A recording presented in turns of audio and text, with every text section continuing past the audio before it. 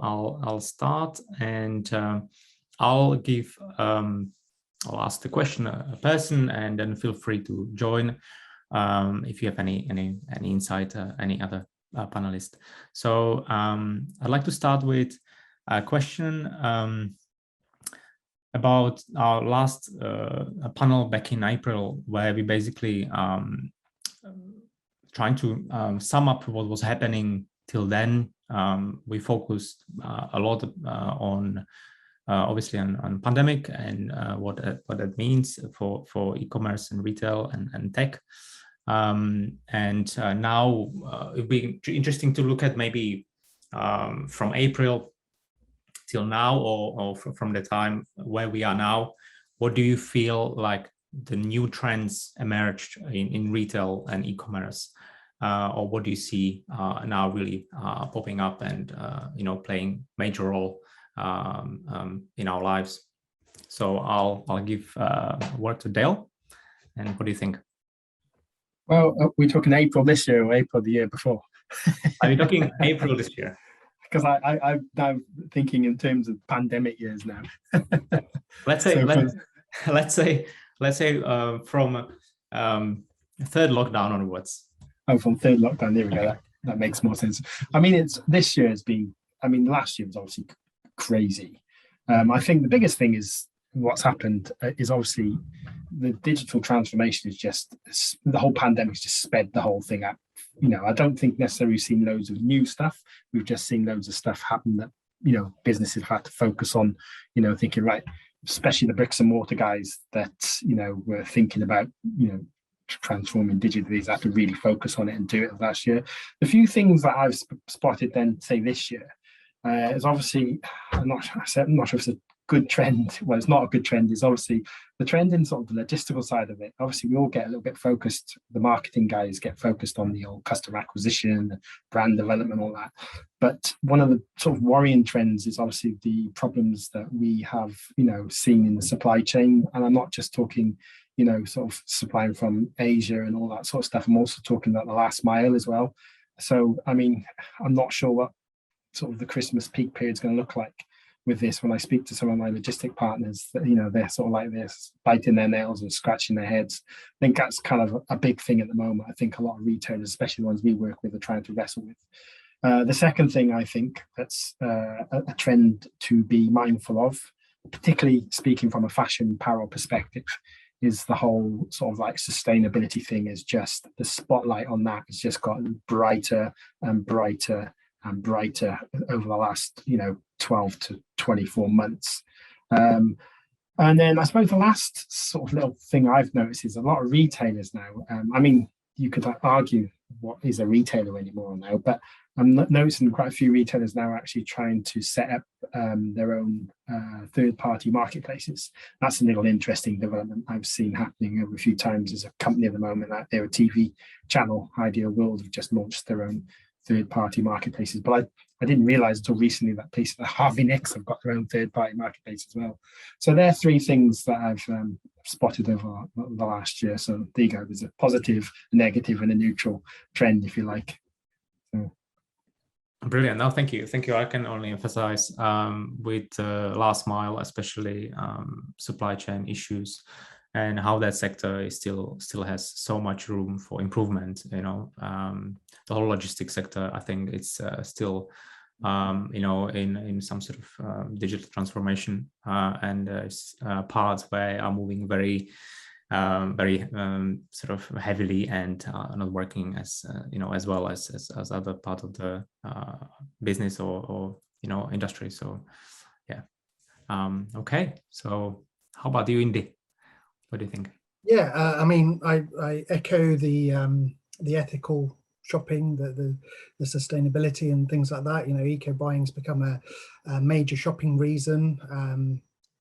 You read stats and 71% of consumers prefer buying from brands that have similar values to what the consumer thinks that their value is. So that's definitely something that's going to be bigger and bigger, because Gen Z, that audience that is growing up and will be the next shopping audience, they hold that value massively. I suppose social commerce, from when we spoke in April, social commerce, native shopping experiences on social media, affiliate platforms like the marketplace that Dale was talking about, offers shoppers kind of an even more seamless way to shop online, with shoppers making purchases right from that particular app rather than having to come in and out of different websites. Video, I've noticed more and more people are going into the video side of things, and you kind of think that there's definitely the reason bricks and mortar shops have been closing down and moving online, so shoppers can't really try things on anymore. They can't touch and feel those sort of things. But if they see something on Instagram Live or TikTok, that kind of fuels that aspirational idea of shopping those particular things that they, these models are wearing, or people are wearing, things like that. I've noticed that there's a lot more conversation about online stores coming into offline spaces. So lots of digital native, direct-to-consumer brands. They're really seriously thinking, if they haven't already, but seriously thinking of coming into physical locations. I come from a shopping centre background, and I'm being inundated at the moment with lots of online retailers that I used to work with when I worked into shopping centres, where they're kind of saying, look, can you put us in touch with shopping centres, high streets, councils, where we can actually, sometimes it's not even actually selling something there, but kind of giving that experiential branding exercise. I think, when you've got stuff like Amazon with their fresh grocery stores, or Amazon Go, other people are seeing that and they want to get involved in that. And there's a huge halo effect from people coming into a store and then going online to discover more, because you can't carry obviously all the SKUs into there. And I suppose the last one would be AR, augmented reality powered shopping experiences. That's become again a huge thing. It's not just big fish like Facebook who've kind of been doing this for a while, and brands like IKEA who've also been, you can shape your whole living room and bedroom and things like that now. But even the kind of smaller companies are looking to do virtual try-ons or fashion and things like that, where they, the ability to show a customer what they would look like or what their home would look like without having to be there, the conversion rate increases for the sales. And because you're pretty much seeing what it would look like in your home or on you, the returns rate drops as well. So those would be the ones that I see the most. Okay, well, thank you. Thanks, Indy. And lastly, Marcelo from Google, what's your take on the sort of last 6-7 months or half year of time where we pretty much almost out of the lockdowns, and but obviously things changed dramatically. So what's your take on our latest trends? Of course. Thanks, Dan. So I think Dale mentioned a point that is actually quite important. That is the supply chain issue. I think that is going to be quite big this year. We have a lot of retailers having some issues with stocks, and they have to get ready in terms of demand. So I think external factors these years, that is going to be very, very big. That was something that happened last year. Most retailers, they were got by surprise, but I think this year they might be a little bit better prepared, which it is actually quite good news. And the second point also mentioned, I think it is, the second point actually it is, we have a lot of tools that they existed before COVID or actually during COVID, but I think what I think it is quite different, it is the adoption. So Andy also mentioned video. I think that is getting very, very big. And some of the advertisers, I feel that they are not concerned with digital anymore.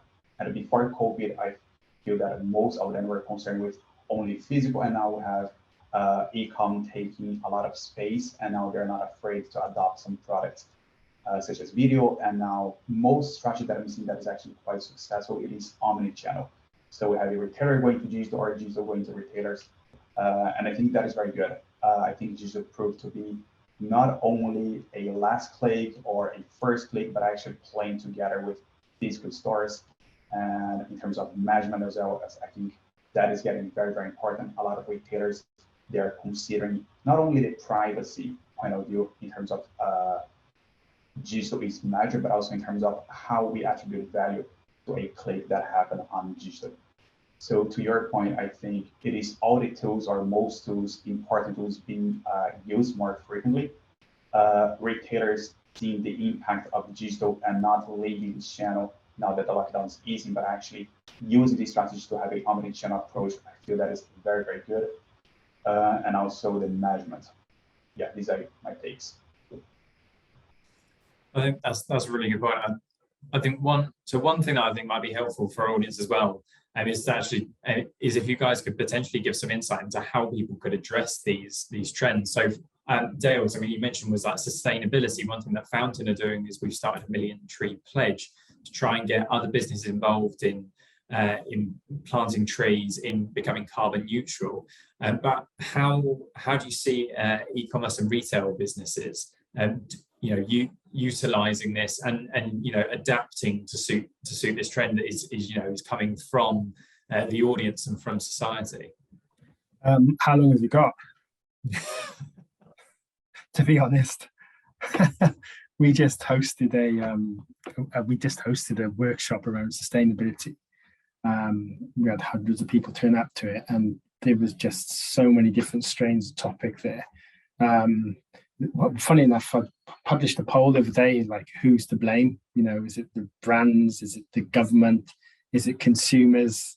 And there was a lot of people blamed the brands, but then there was people making comments about it. Consumers are just, hypocritical because they'll say they want to buy sustainable products, but actually when it comes down to it, you can get something for $12.99 in such and such retail outlet.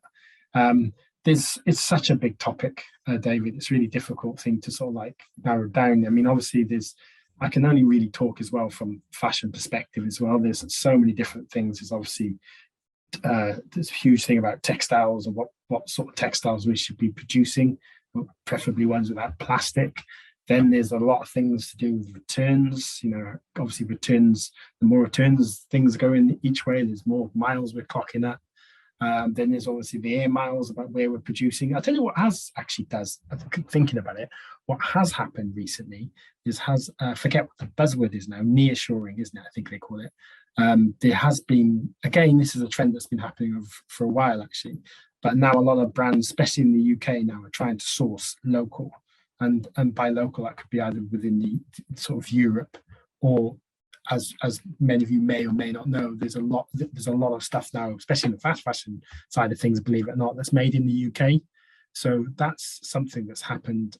It's been happening over the last few years, but obviously the pandemic is just like, right, damn, we can't get product out of China or Bangladesh or wherever it is. We need to get this stuff close, whether it's Portugal or other parts of the European Union or the UK. That's a big trend that's happening. But I mean, there's so many. It's just, I wouldn't want to be working on a strategy for one of these big retailers within the sustainable strategy. I don't even know where you would start, really. It's just so many different packaging. That's another thing. Packaging, sourcing, returns, even we spoke about the last mile before. One of the interesting things I saw that Walmart were talking about is actually trying to tackle Amazon with regards to their last mile, because obviously Walmart have a good footprint, especially in America, where people can go and pick up stuff, which is not stuff being shipped around in backs of vans and stuff. So I don't know, I'm not sure that answers the question, but maybe it's got people thinking a little bit about the challenges, perhaps.